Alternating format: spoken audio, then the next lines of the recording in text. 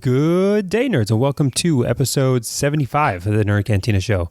And we're going to have a Cantina Conversation today with a brand new voice to the Nerd Cantina here today. Our book reviewer and our cousin, Megan McCarthy-Biank, is joining us. And why don't you say hi, Megan? Hello.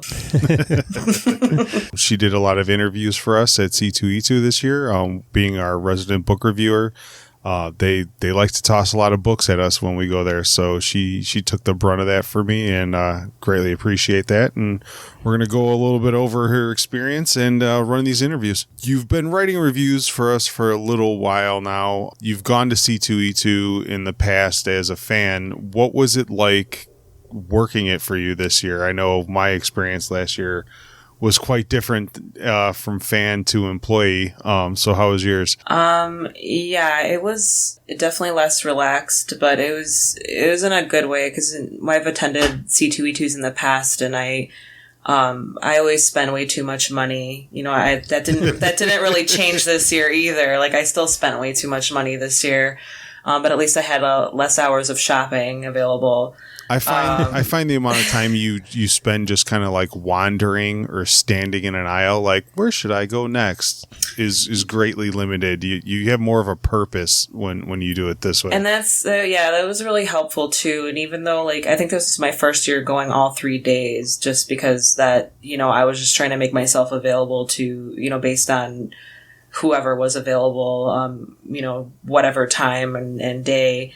You know, one of the panels I went to was at like 7:00 at, you know, off site, and I didn't get home, I think, until like, I don't know, after like almost 11, because I was taking the train and stuff, but, I still had a great time, even just doing off-site activities like that. But no, it was really cool. I had a lot more fun than I thought I would. I was pretty nervous, to begin with, just because I'm a huge bookworm and I read so much, you know, but then doing these book reviews, it kind of allows me to like kind of dive a little deeper, maybe less casual reading, just something that warrants reviewing and talking about, if it's even just to help somebody, you know, tip them one side of the fence or the other in terms of what they should read next.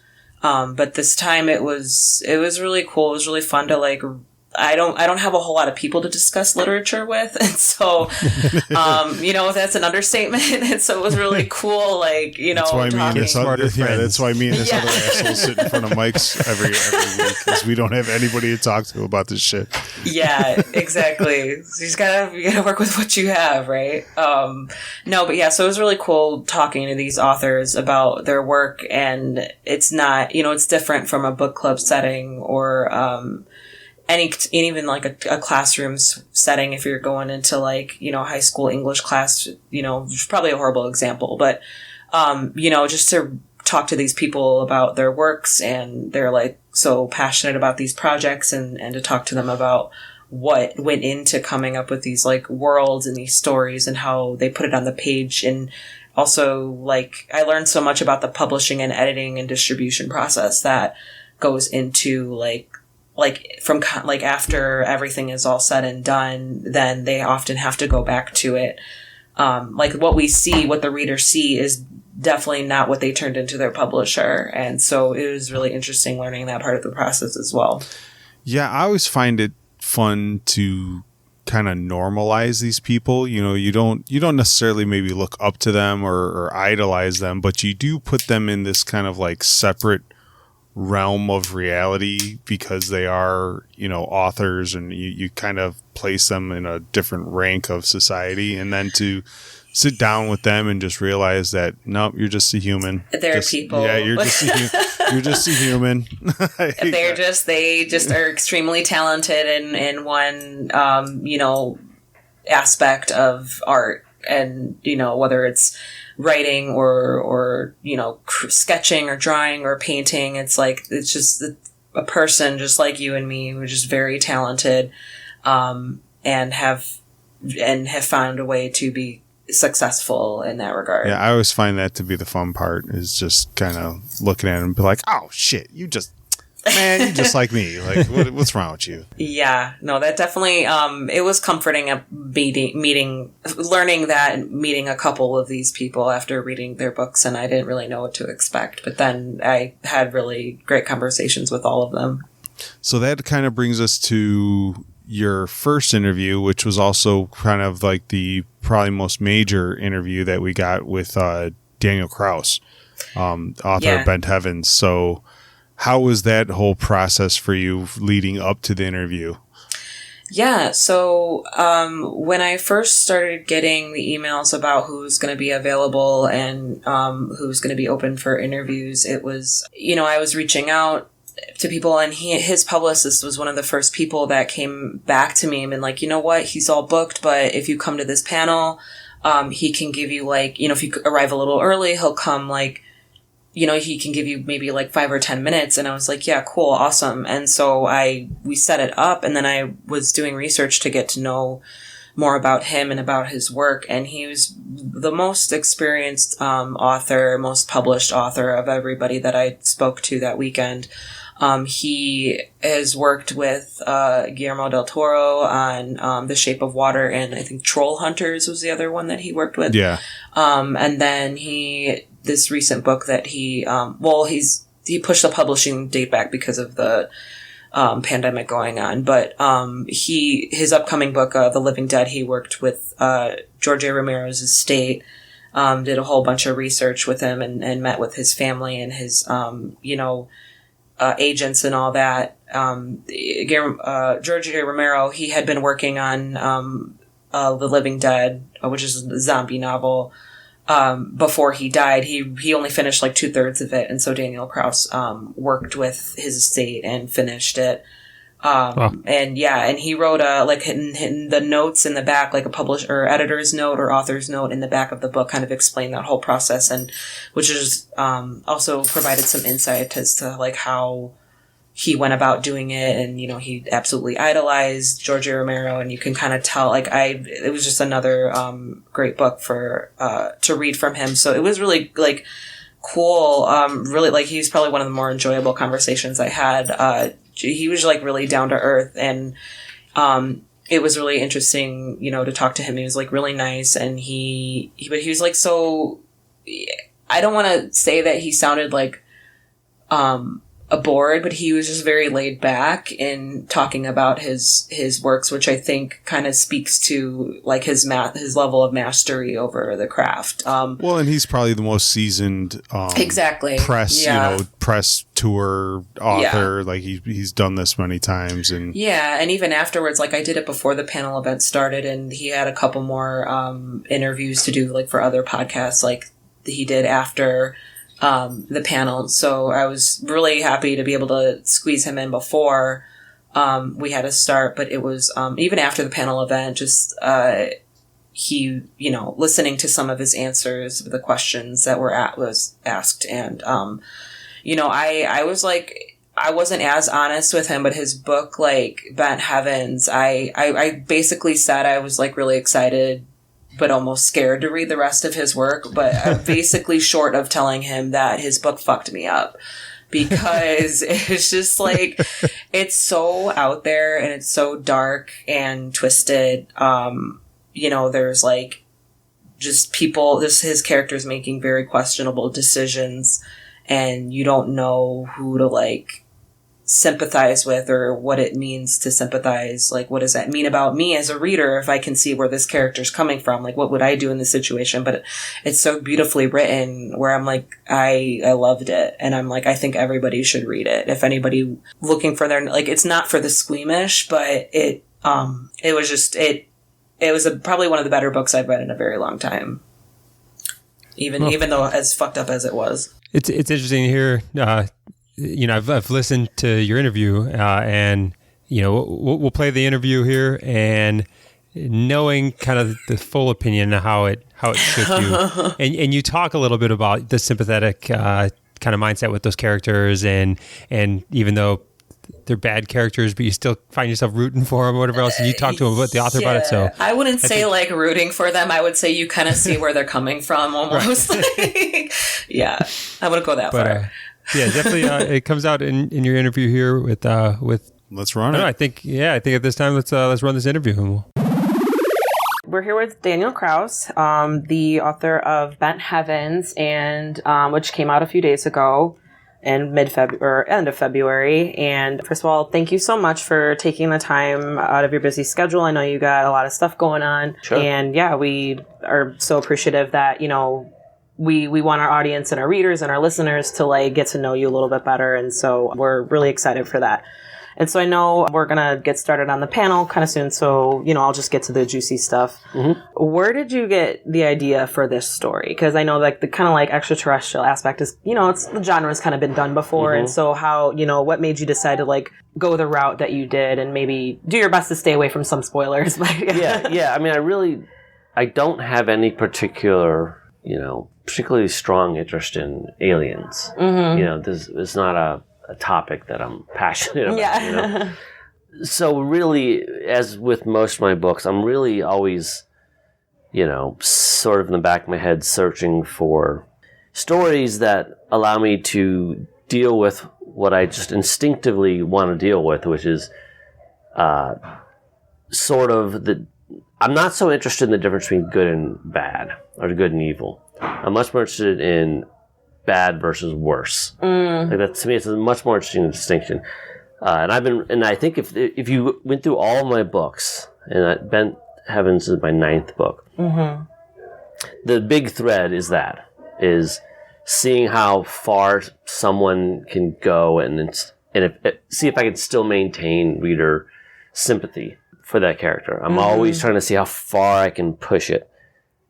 Because I like to implicate myself and my readers and see if I can put them in a position where they are distrusting themselves or questioning themselves for sympathizing with certain characters. No, I definitely definitely came across with Doug, I think, in this book, mm-hmm. For sure. Like, he's one of those characters where it's like, or even with Liv, it's like, what would you do in their situation? It's like challenging the reader to be like, well, what does that mean about me? If like, if I can, I know that totally came across in the page. Yeah. Sure. For me, it's more Liv, really. Mm-hmm. Like Doug, I think, although I think there's parts of him that are very sympathetic, I think it's easier to come down on what he does as bad. Mm-hmm. Mm-hmm. Whereas with Liv, I find her the most interesting as far as, she is the protagonist, and we're put in a position of wanting to support her mm-hmm. and believe in her,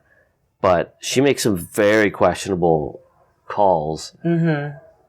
And I that's just sort of what I just really like to work in that space. Yeah. So what was the most challenging part of writing it from the perspective of like the opposite sex then? There was nothing challenging about that. I don't know.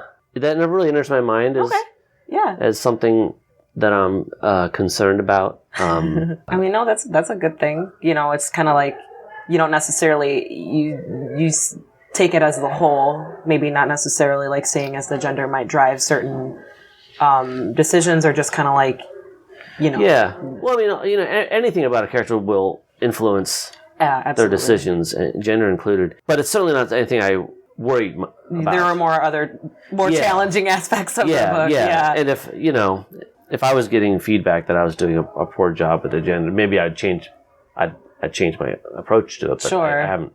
Okay. As far as I know, I'm doing an all right job. No, I would say so.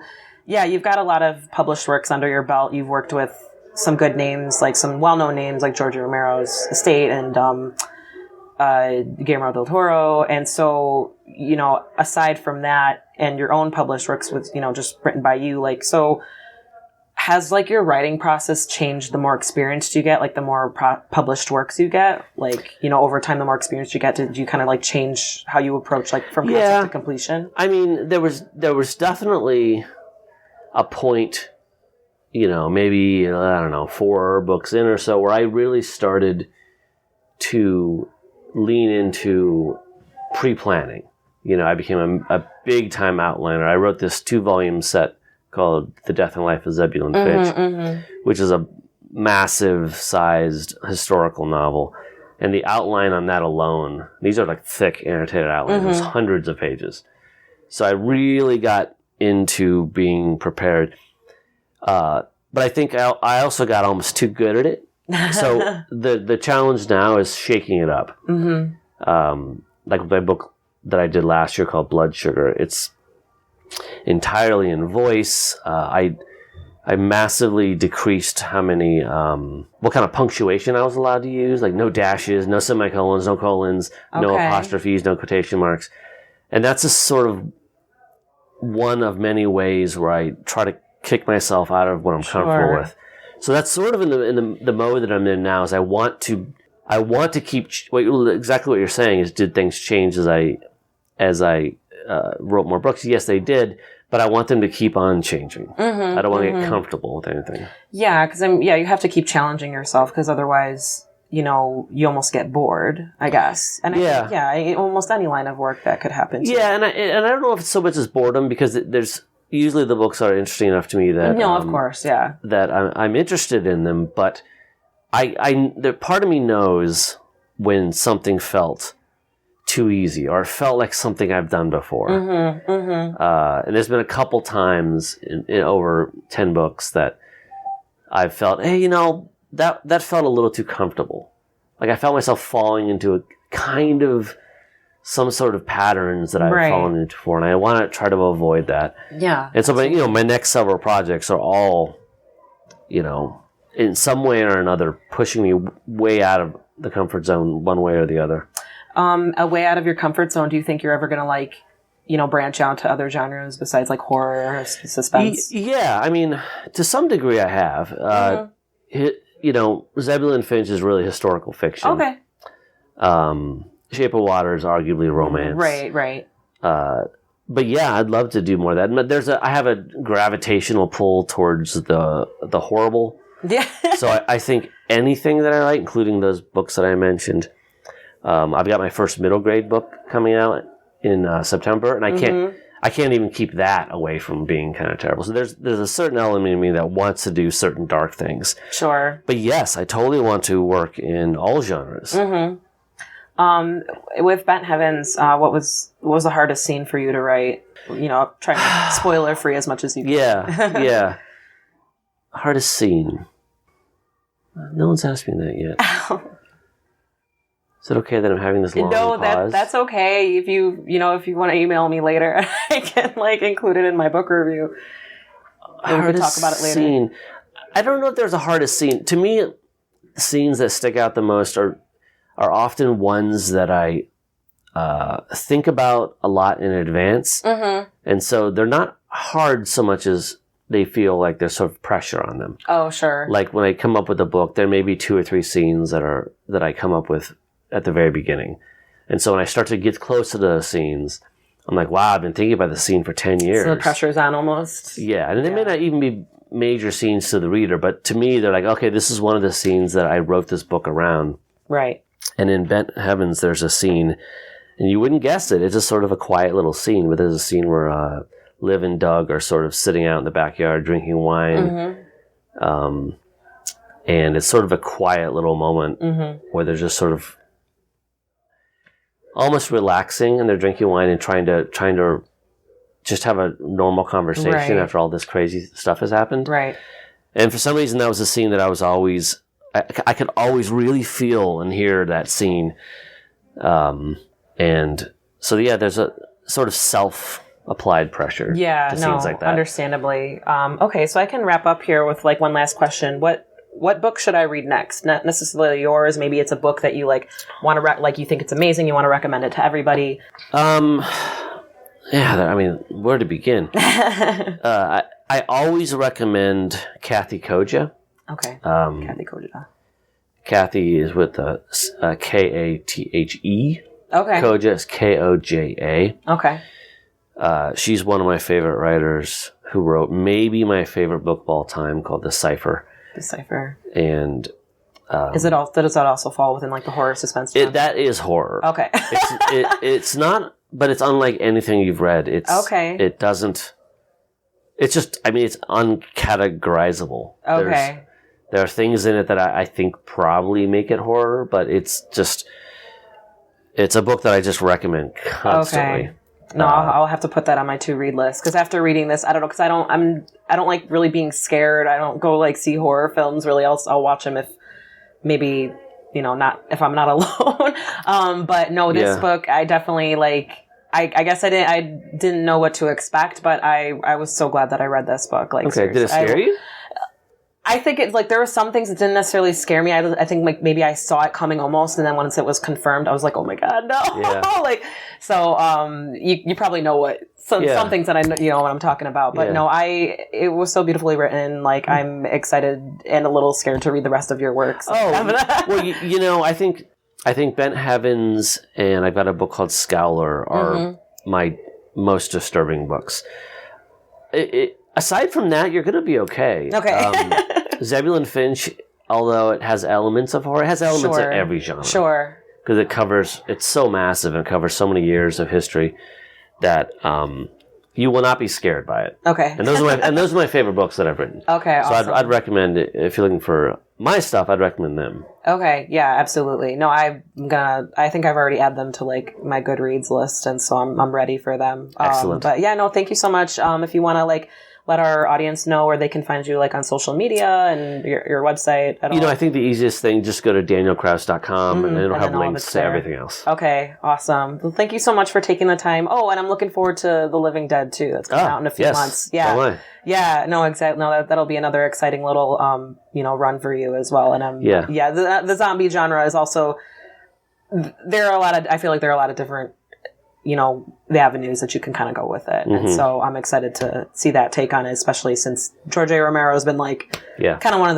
the original, original creators of that. He is the OG zombie guy. Yeah, absolutely. Awesome. Thank you so much. I really appreciate it. Oh, my pleasure. All right, welcome back from Megan's interview with Dan Kraus there. And as you said, it's a great book.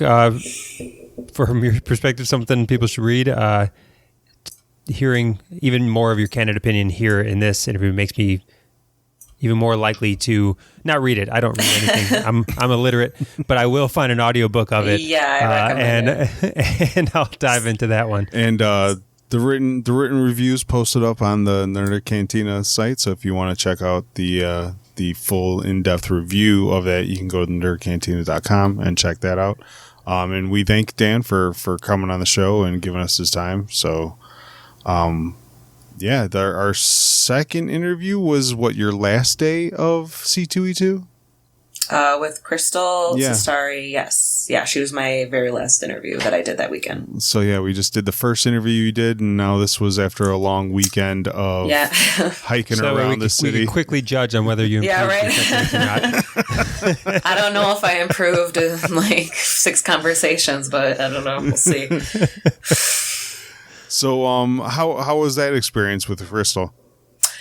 She was fun. She was really nice. And she was at that panel event that I talked about earlier as well. And she was just, she's from Chicago, and she's homegrown, right? Yeah. And she lays that on pretty thick in her books. The series that I wrote the reviews on and we mostly talked about was, the Windy City Magic series, where, the main character, her, mom's, shop is set up at Navy Pier. So, and a lot of the books, or a lot of the scenes, go into like a lot of detail, describing the environment, which is like in various locations in Chicago. And so it was very familiar. And I think even at, one of my discussions. Does she do our city justice into the descriptions? Because it's really weird reading, because most readers might not have ever been to Chicago, but growing up and living here, it's kind of a bar. I think I can just tell, like, the first impression that I got was I can just tell that she loved the city, and she really wanted to remind readers, like, and describe to readers what, kind of like, I think she wanted to put that energy into her writing. She wanted to put the energy of the city, old, like, just little, I don't know, little settings, like just little details here and there to kind of point out like, yeah, okay, we're in Chicago. Things that I would think you just recognize, but maybe also for the readers who have never been to Chicago, I think she kind of stressed it a little bit in there just to give those types of readers a clearer picture as well. But it was. I don't want to say it was a little distracting. It was kind of, maybe it just stood out because it's our hometown. And so, but no, I enjoyed it. And I think one of the conversations I had with her, or it was either with her personally or at the panel that I went to, she said not enough books are set in Chicago. And so she really wanted to like drive that home. And she's really attached to, where she would like her hometown and all that stuff. So, no, it was really cool, and she was nice. She's obsessed with Buffy, and so you can definitely tell that with this series, which I've heard it was this. Other readers might describe it as like Buffy but fluffy, which is I would say is pretty accurate, because it's set in like a magical world with like witches and mermaids and sirens and werewolves and all that. But the main character herself is not.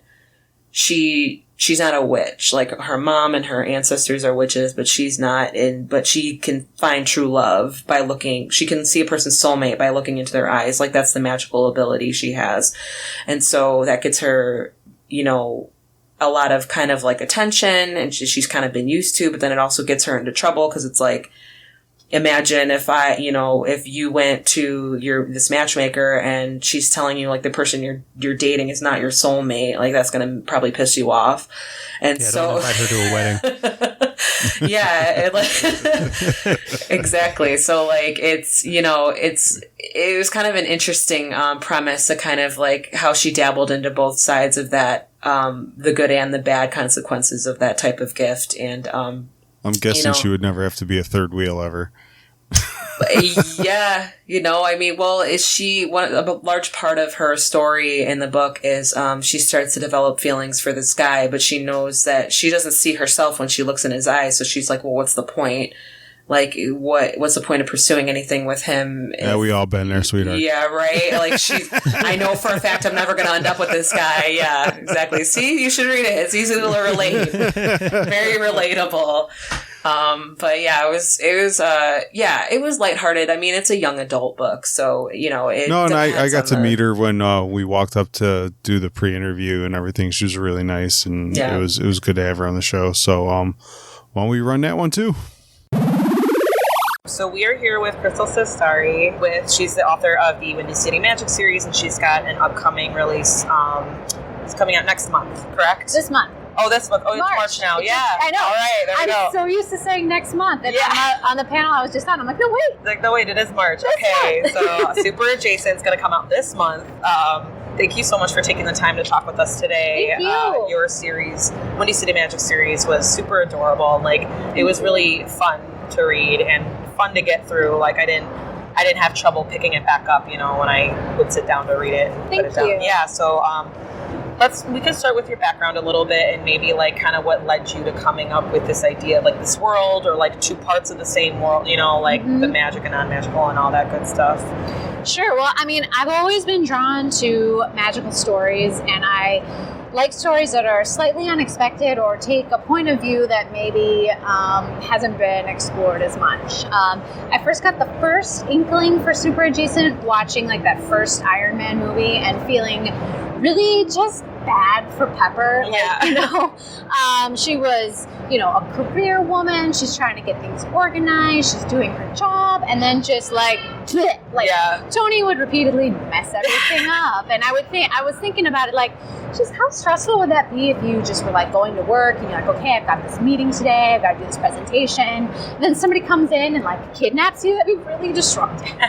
So that was kind of like my first thought. And then, I know everybody hates on those Spider-Man movies with Andrew Garfield, but I personally liked them because I liked how there was a little bit more emphasis on the relationship between Peter and Gwen. Right.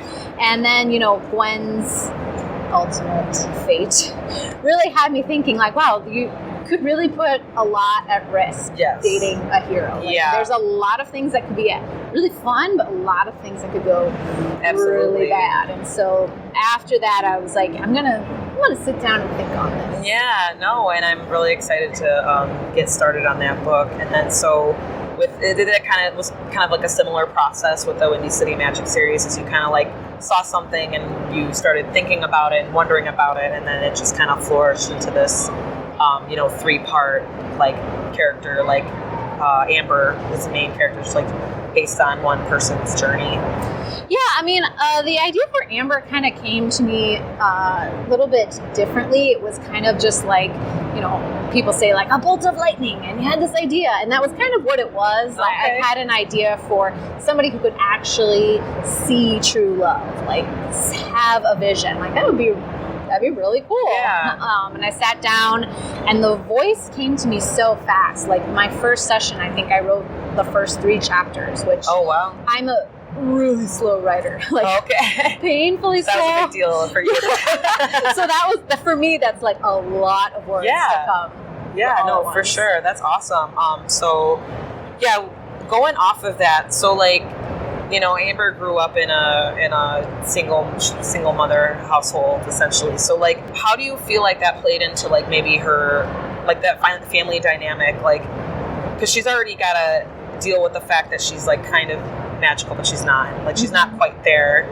I think she uses the example of like a totem pole. She's like at the bottom of the totem pole as far as like the magical world is concerned. So she's like, trying to find her place in that world. But then also like, how does growing up in like a single parent household kind of like contribute to how she navigates, her place? Yeah, I mean, Amber's relationship with her mom, I think, is pretty complicated, and it changes and evolves throughout the series.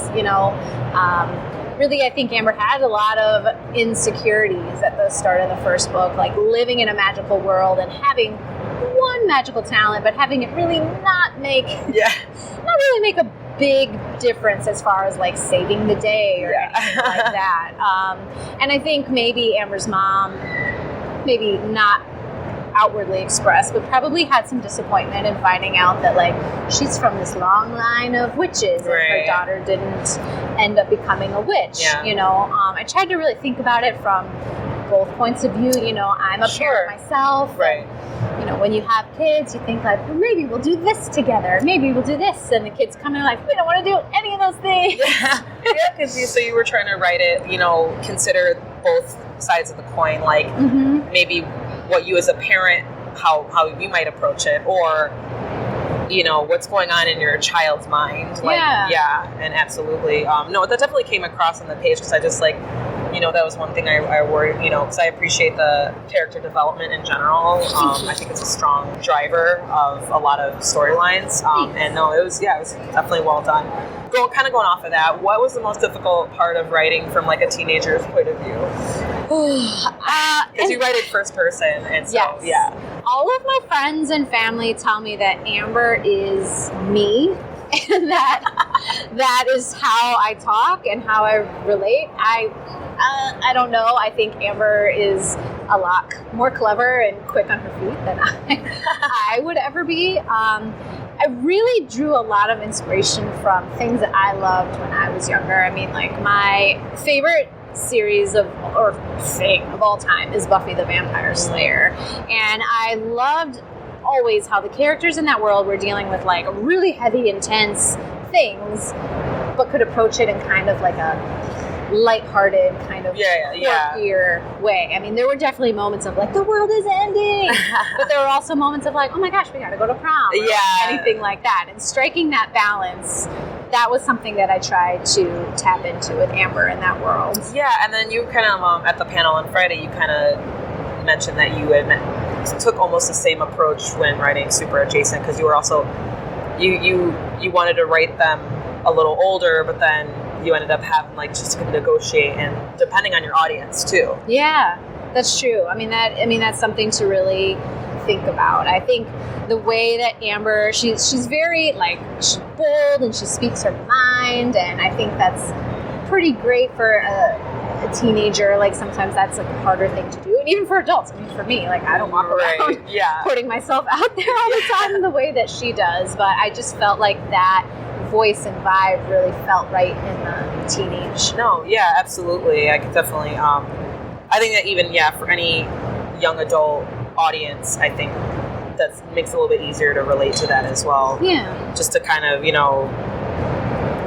if there are some people who don't, like how you mentioned before, that don't always go around speaking their mind. Right. Like maybe, it's just a way to like consider other points of view. And it's, no, that's really cool. Sticking with Windy City Magic, so Ivy, it's kind of like you love to hate her almost, but like, she's definitely something else. But she also goes through a lot of growth as a character. So like, what was kind of like the most difficult part of writing that, that character arc?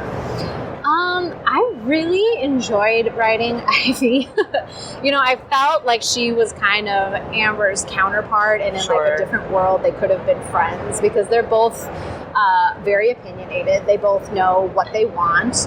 Ivy just happened to have a power that gave her a little bit more social standing and maybe confidence in herself. I looked for opportunities as much as possible to jam those two together because I just thought Ivy was so fun to write, and Amber, when she was around her, would just get even snarkier. Yeah, no, there's some of the scenes and like the banter, and just when like, I'll try to keep this spoiler free for our, the readers, but it's kind of like there was a scene where it's like, it's like, okay, Amber finally snapped. Yeah, I was like, okay, like, and it was, and then she was even still kind of unapologetic about what happened. She was just like, so what? Like, and I know that there were definitely like moments between her and Ivy that made me laugh and made me be like, oh, what's going to happen now? Or like, so it was really cool to also, as you progress through the series, to kind of see where that relationship goes, and not only based on like, Ivy's personal growth and the things that she has to endure, but then also, Amber too, because there are moments where she didn't take the high road, and then there are moments where she really is being the bigger person, and so that was really cool. Thanks. Yeah, to see that. So you've got Super Adjacent coming out, and then how has your writing process changed? Maybe not necessarily in between storylines, but like as you get more work published and you become more experienced as a writer, like coming off of the back of Windy City Magic series, like, has your writing process changed the more experienced you are? You kind of already did the, the round of publishing, like editing and publishing, finally distribution and all that. And now as you're gearing towards another storyline, how has anything changed for you and like how you approach those things? Well, I would say with Super Adjacent, the process was surprisingly different from Windy City Magic. I'd written those three books in 3 years. And so I spent, a lot of time with Amber, and I felt so comfortable with her and her world. And anytime a challenge would be presented for her, I immediately knew what she would choose and what she would do. So those books, I'm not going to say they were easy because it's always hard. Sure. It's a lot of work, but like definitely came to me very naturally. And then when it was time to say goodbye to Amber and start this whole new book, whole new idea, it definitely took a lot of time. Yeah. Especially since Super Adjacent is told from 2 alternating narrators. Right. So I had to spend a lot of time with each of them, getting to know them and making sure that their voices sounded different from each other, that they were coming from different points of view, but also I still had Amber in my brain a lot. So I want to make sure that it's not a shred of what everything that already happened with Amber. So this one was definitely a process and pushed me a lot as a writer and a creative. Yeah, no, but that's, and is Super Adjacent, is a standalone, or is it going to be, okay? I never like to close the door on anything. But sure. I think for me, this is the story that I set out to tell, and I feel really happy with where the characters ended up and where the story ended up. So. Oh, awesome! No, now I'm even more looking forward to reading it. It's like, okay, no, this is what she's like. Boom, it's out for the world. Yeah. So what can lovers of the Windy City Magic series, what can they expect to enjoy about Super Adjacent? Well, I think, my writing style is similar. I try to approach challenging topics from like a lighthearted point of view. Like I always like stories that feel fun, that feel like an escape, and you're taking like a fun, magical adventure that's lighthearted, but that is still relatable. So I'm hoping that carries over into Super Adjacent, the same sort of exhilaration that you're on an adventure. Maybe it's not led by Amber, but but led by two first person point of view, so hopefully you'll get to know them and root for them in the same sort of way. Yeah, and I think that's almost like a step up for not only you in your writing, but also for the readers who enjoyed the first series. It's like now we're shifting gears into two main characters.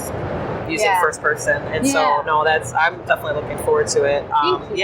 So we can wrap up, but before we do so, do you have any book recommendations for me? Oh my gosh, so I have been reading a lot of middle grade with my daughter, and the two of us, I reread The Hunger Games, and she read it for the first time. Oh, that's exciting. Which was really, really special, because I love that series. I mean, Katniss was, for me, a gateway into young adults. Sure. I hadn't really known much about that genre at all before, and even when those books originally came out, my best friend is a children's librarian, and she's like, you gotta read this book. It's about kids who kill each other. Yeah. I was like, I don't feel...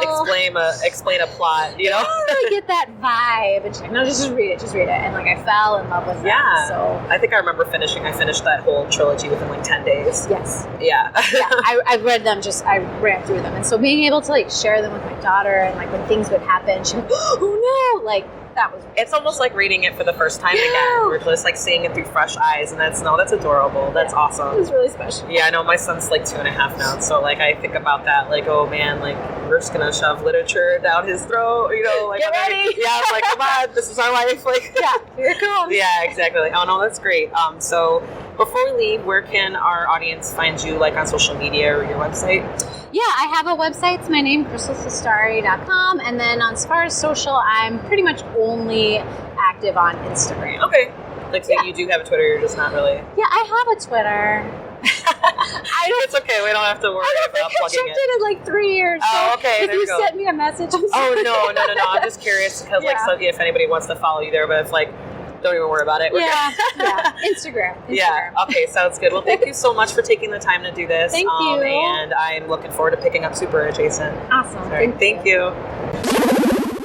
All right, and we're back from the interview with Crystal Cestari. And once again, we'd like to thank her for her time. We try to work these conventions as much as we can, but our interviews are only as good as much as the authors and panelists want to participate. So we always appreciate any amount of time that they can give us. And with that said, our final interview was done Saturday morning before the convention even. They give us these windows, and we structure our lives accordingly to make sure we get in there. So this was an early morning interview the day before, or the Saturday, right before the con opened. You had to go to her hotel, didn't you? Yeah. Her agent basically said, well, I mean, if you don't mind coming to meeting her in her hotel lobby, she's got about 20 minutes before a signing. And so I said, okay, no problem. I'll take it. Yep. It's like anything for more audio for us, Yeah. And I wonder if the authors on the other end, like, you're kind of like, oh, okay, I guess I'll get to the city by 8:00 to go there. And I wonder if the author's like, I just wanted a continental breakfast, calling the publicist, be like, really, did you just book somebody in my hotel lobby to come talk to me? I mean, I'd hope she has some say to like turn it down, or like, None. Nope. But she was really excited to talk about her work. Trying to get some of that fresh squeeze in a bagel. You got me in this lobby. Or she postponed breakfast for me, No, she was super excited to talk about her work and, her world. I enjoyed her energy. Even at like 8:45 in the morning, she had like a really good energy about her. And she just was she's always excited to talk about her work and her world that she built with this book. So no, and this was to promote the book, All the Stars and Teeth? Correct. And that, why don't you give us a little snippet of the review for this one right now. So, it's set in like a world with magic. It's another young adult novel. It's set in a world with magic. Basically, there's like a land that's a collection of islands, and each island specializes in a certain type of magic. And it's a monarchy system. So there's the king and that bloodline, and Princess Amora is like the next in line to the throne. And because of that, like, she is the only one who's able to practice like this certain type of soul magic that's like kind of gritty. Like, she needs like blood and bones and fire to practice it. But basically they judge souls and have the power to like take life. And so it's like pretty heavy handed, and the main character Amora, she like understands the seriousness of her responsibilities and the fact that it can only be her. So that's like probably one thing I appreciated with Adalyn's ability to kind of like, you feel this character's emotions through the page. You feel how serious. Like, she's like a duck underwater. Like, she's got all these, because it is written in first person, where she's got all these thoughts and doubts and stuff, but at the end of the day, she's just gonna give off that facade that she's strong and she can handle it. But basically, like, there's this ceremony that she has to like prove her worth to her people as next in line, and it goes horribly wrong. And her adventure kind of starts from there. She has to like find another way to prove herself to her people, and there's like also a rebellion brewing that she kind of has to find out how to stop it, and like otherwise her family and her kingdom's in danger. Like, she's hoping to prevent war. But there's like all these like supportive characters that were part of her crew, because she kind of has to like go on this big journey. And so it's very like I want to say nautical. It's a nautical theme. Like, it's a journey across the seas to all these islands, and her trying to figure out how to save her people, how to prove herself as well. And also seeing all these different types of magic, which Adalyn said she had like a lot of fun with. It's cool, because I also follow her on Instagram too. So it's like I chime into her stories and see, little tidbits of the process. And her sequel's coming out maybe next year. It's called All the Tides of Fate. So I'm really looking forward to reading the sequel for that as well.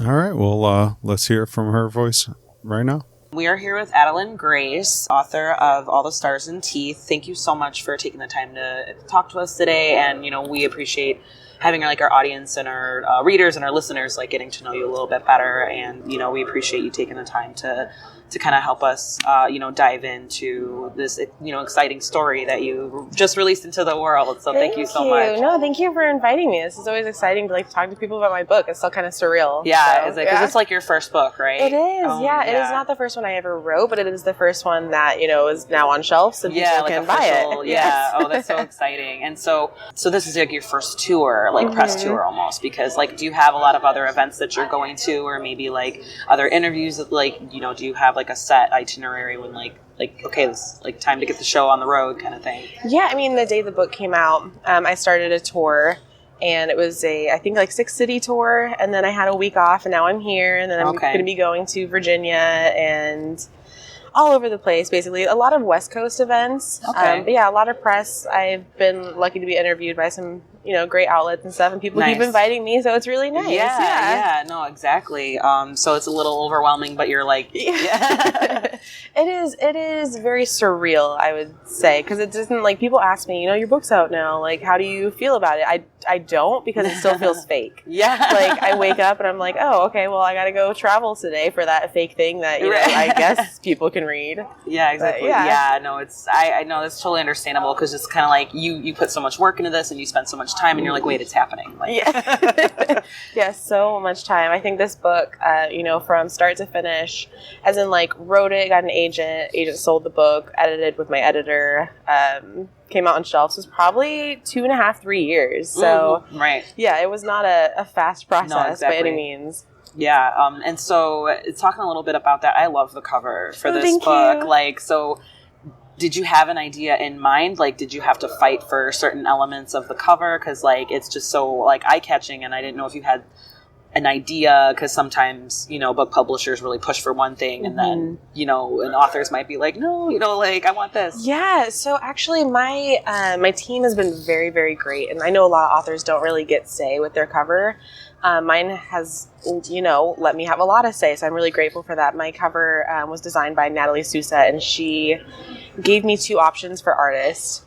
And, you know, they sent back sketches. The artist that we ended up going with is Gemma O'Brien. And sent back sketches, and there was a direction that they kind of wanted to go, and it was the opposite of the one I wanted to go. Okay. So I put together a really compelling argument for why we should go with the other one. And, you know, I mean, that's something that they could have been like, no, we know better. But I think that they really wanted, you know, they want their authors to be happy, because when the authors are happier too, especially with their cover, they're going to promote it more, and they're going to be more excited just naturally.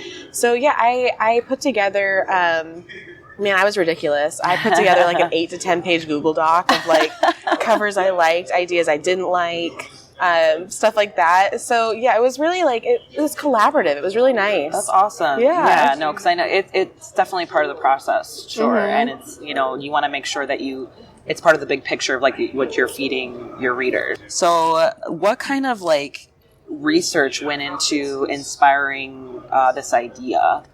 Yeah, so the idea was actually inspired by the main character, Amora Montara. I wanted to create a very kind of morally gray female heroine. I wanted somebody who wasn't, you know, a Sansa or an Arya, who got to be both, because I feel like in the media, women especially and non-binary characters are very, you know, polarized. They have certain roles that they have to fill.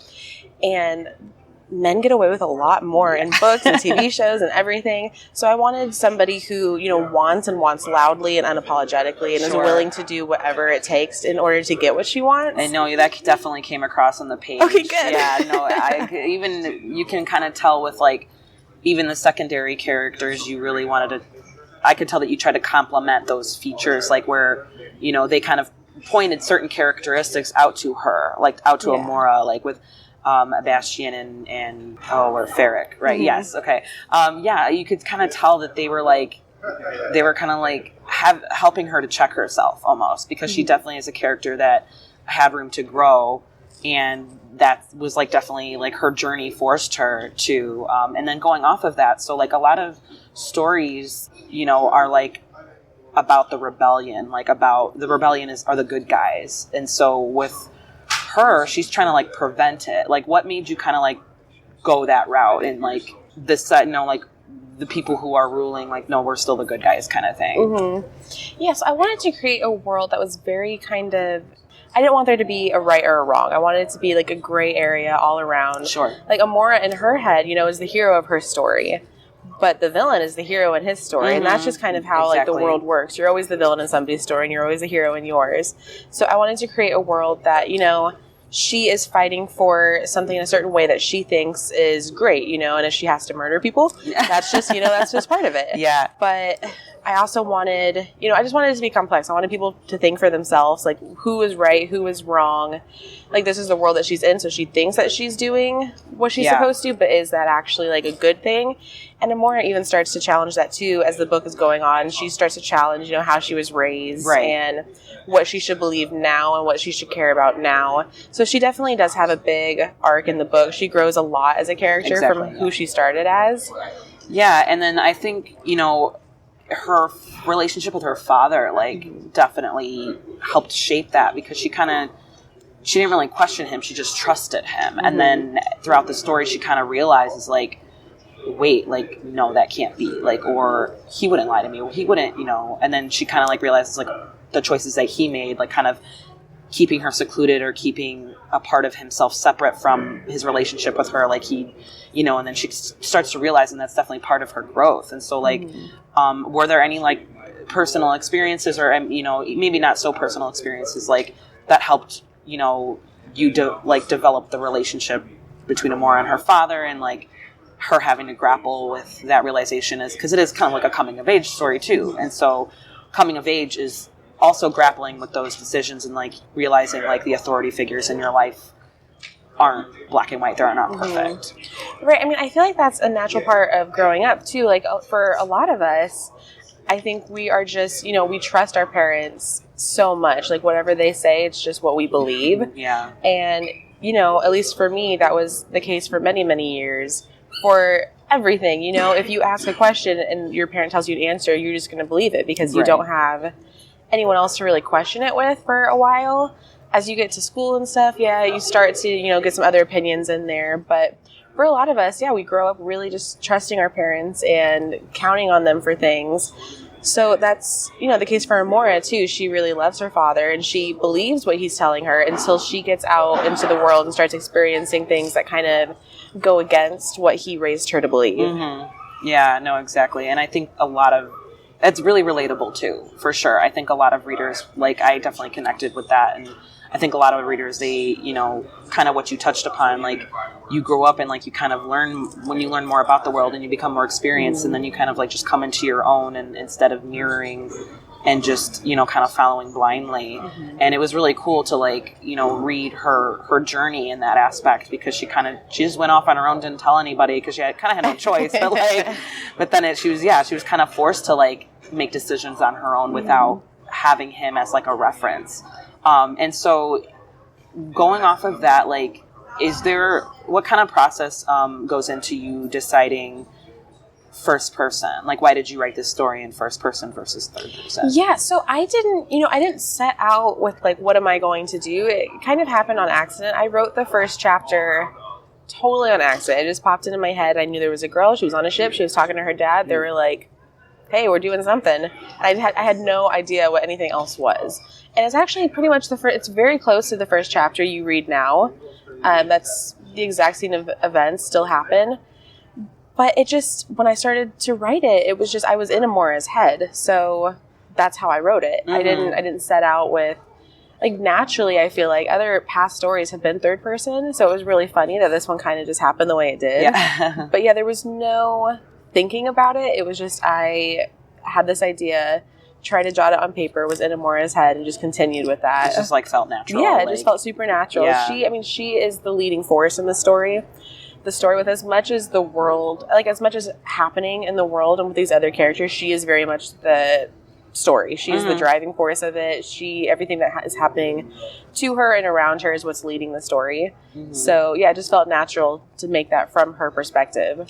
Yeah, no, absolutely. And I think it was funny. I was at a panel last night, and I asked that similar question, and one of the authors at the panel kind of said, well, if it's third person, it feels like they're so far away, you're kind of detached. And so I guess it depends on a certain writing style. Some authors, they have a distinct reason for writing in third person, but others, they're just no, it just feels right. Yeah, I still like writing in third person too. I might go back to that with other projects. Mm-hmm. But something just felt with Amora it needed to be first person, especially as she is traveling in this world and experiencing it for the first time. I wanted the reader to also feel like they were experiencing it for the first time. So doing it through her eyes, I felt was the best way to really do it, and to showcase, that sense of wonder that she has, a sense of adventure, and just figuring out this new world. And it does help. Yeah, it helps the reader connect a little bit easier. No, for sure. So when we have, so Amora's journey, this, I loved how you paced the plot. It seemed like the dialogue, the slower parts happened at appropriate times, but then it was still action to kind of keep you going. And so what was the most difficult part, or maybe what was the most difficult scene to write, or maybe it wasn't necessarily a twist, or maybe it was a calm scene. What was the most challenging scene for you to write?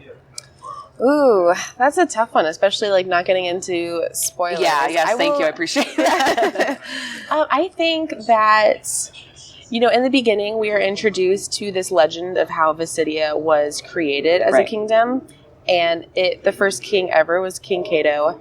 And I think going into his backstory later in the book, that was definitely a challenging part to write, because I wanted it to just be so perfect, and it really is a pivotal moment in the story. So that was difficult and challenging to write. I also, Amora's magic is a little gritty, a little dark, to put it lightly.